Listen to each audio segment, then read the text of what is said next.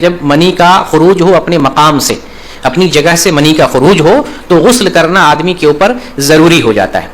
اس کی دو صورت ہوتی ہے، یا تو بیداری کی حالت میں منی کا خروج ہو یا نیند کی حالت میں منی کا خروج ہو۔ تو جب بیداری کی حالت میں یعنی جاگتے ہوئے منی کا خروج ہو اور لذت کے ساتھ، شرط ہے لذت کے ساتھ منی کا خروج ہو بیداری کی حالت میں، تو اس سے غسل واجب ہو جاتا ہے، چاہے ہم بستری سے ہو یا آدمی جان بوجھ کر کسی اور طریقے سے لذت کے ساتھ منی کا خروج کرے تو اس سے غسل واجب ہو جاتا ہے۔ یہ ہے بیداری کی حالت۔ اور ایک ہے نیند کی حالت، جب آدمی سویا ہوا رہتا ہے تو اس میں لذت شرط نہیں ہے، بغیر لذت کے آدمی کو پتہ نہیں رہتا ہے۔ نیند کی حالت میں اگر احتلام ہو جائے تو اس سے بھی غسل واجب ہو جاتا ہے۔ اور یہاں یہ بھی معلوم رہے کہ احتلام جیسے مردوں کو ہوتا ہے ویسے عورتوں کو بھی احتلام ہوتا ہے۔ اور پھر احتلام میں ایک دوسرا مسئلہ یہ ہے کہ احتلام سے غسل واجب ہو جاتا ہے، لیکن صرف خواب دیکھنے سے آدمی غسل نہیں کرے گا جب تک کہ وہ کوئی قرینہ نہ دیکھ لے جس کی وجہ سے وہ یہ سمجھ سکے کہ احتلام ہوا ہے۔ احتلام کا کوئی قرینہ، کوئی ثبوت پایا جائے تبھی جا کر کے غسل کرنا واجب ہوگا۔ تو احتلام کا قرینہ کیا ہو سکتا ہے کہ آدمی اپنے جو ہے لباس پر یا اپنے جو ہے جسم پر اس کے آثار دیکھے۔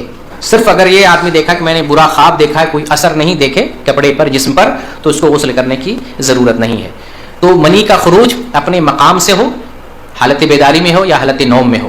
حالت بیداری میں ہو تو لذت کے ساتھ ہو تو غسل واجب ہو جاتا ہے۔ یہاں دو تین باتیں اور سمجھ لیں۔ تین قسم کے مادے ہوتے ہیں جو منی سے ملتے جلتے ہوتے ہیں۔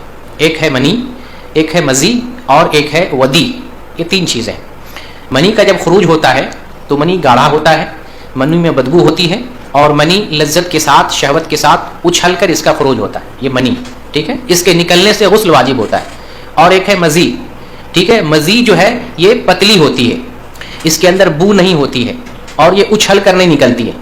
یہ کوئی چیز آدمی دیکھتا ہے یا کچھ خیالات پیدا ہوتے ہیں، میاں بیوی کے درمیان بات چیت ہوتی ہے، خیالات سے لاشعوری طور پر اس کا اخراج ہوتا ہے اور یہ پتلے پانی کی طرح لیسدار مادہ ہوتا ہے۔ اس کے خروج سے وضو ٹوٹتا ہے، غسل واجب نہیں ہوتا ہے۔ حضرت علی رضی اللہ تعالیٰ عنہ رسول اللہ صلی اللہ علیہ وسلم سے سوال کرتے ہیں، اور حضرت علی کو زیادہ مزی کی شکایت تھی، اس کے بارے میں مزی کے بارے میں سوال کرتے ہیں تو آپ کہتے ہیں مزی سے وضو ہے اور منی سے غسل ہے۔ تو جب منی کا خروج ہو تو غسل ہے اور مزی کا خروج ہو تو اس سے صرف وضو کرنا ہوتا ہے، لیکن جہاں لگ جائے کپڑے میں یا جو ہے جسم میں شرمگاہ پر تو اس جگہ کو دھل کر پاک کرنا چاہیے، کیونکہ مزی جو ہے یہ نجس ہوتی ہے، ناپاک ہوتی ہے۔